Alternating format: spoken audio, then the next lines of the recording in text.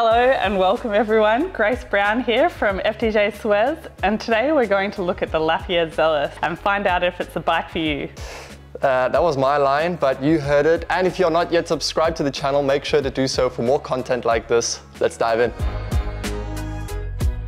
So before we dive into how this bike actually rides and who it is for, let's quickly go over some of the basics. You've got this bit.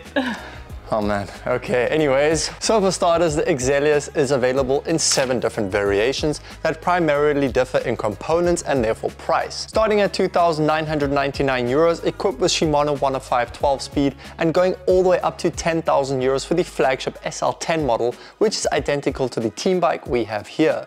Kitted with a Shimano Dura-Ace group set and Dura-Ace C36 wheel set, which I find is decent when comparing to other brands with similar spec. Otherwise, most of the components from the handlebar, stem, seat posts, and in some cases the wheel set are developed in-house by Lapierre.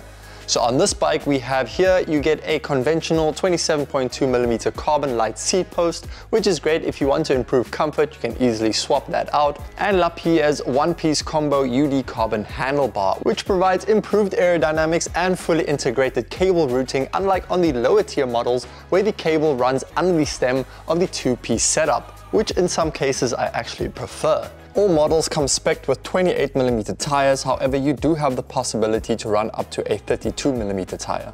Turning to the frame, the Xelius is marketed as Lapierre's all-round race bike, making it great in various riding situations and has features that complement that. The first thing that always stands out and that Lapierre have kept from the outgoing models but have improved aerodynamically is their 3D tubular design, which are the seat stays that pass straight by the seat tube and attach to the underside of the top tube. This on the one side provides lower weight, but according to Lapierre also significantly improves comfort and pedal power when seated.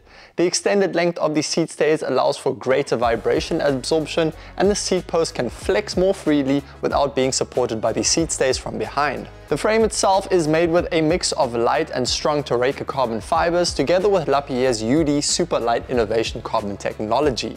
With this tech, they are able to improve stability during the layup phase and also decrease the weight by expelling more resin during the compression phase. The result is a bike that weighs around 6.9 kilograms, fully built for the top tier model.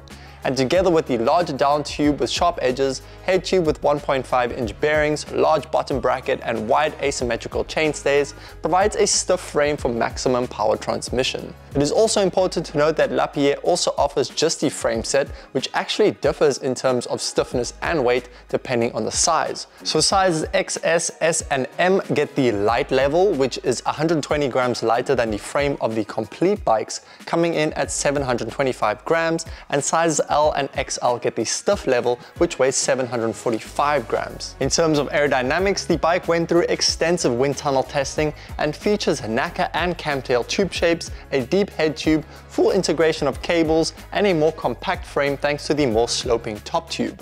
Lastly, geometry-wise, the Xelius SL is more on the aggressive end for faster handling and that racy feeling. It mirrors that of Lapierre's aero bike, the Airco DRS, which is favored by their sprinters. With a stack-to-reach ratio of 1.38, you are going to be in a considerably more stretched out and low position.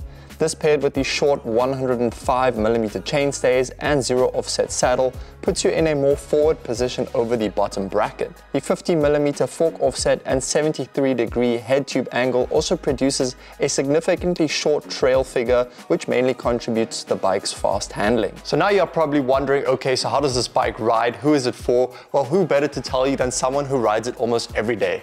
Grace Brown. 1, 2, 3, come on!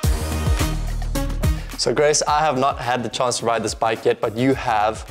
Tell me, how does it ride? What do you love the most about it? And who would you recommend this bike to?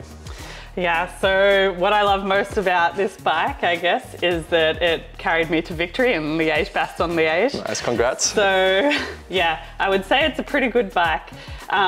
It's really versatile. I race it almost every race. It's done the gravel at Strade Bianche. We've ridden it on the rough cobbles of Paris-Roubaix, up mountains in the Tour de France. Yeah, I think it's super versatile. Originally, it was designed as the climbing bike for Lapierre, but now it's merged into more of an all-rounder bike. It has aerodynamic features. It's stiff to handle in the corners, in sprints.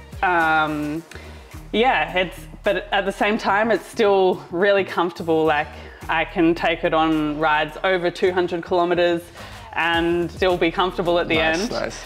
I would recommend this bike for anyone that's looking for an all-round versatile bike that's good at climbing, something that descends nice, good on any terrain. I think this is the bike for you. Awesome. Well, there you have it, everyone. Thank you very much for watching. We hope you enjoyed this video and found it helpful. If so, don't forget to like and subscribe. And if you are interested in this bike, make sure you check out Bicycle's Instagram page, as we will be giving away this exact bike. Exciting stuff. Thank you. Until next time, peace.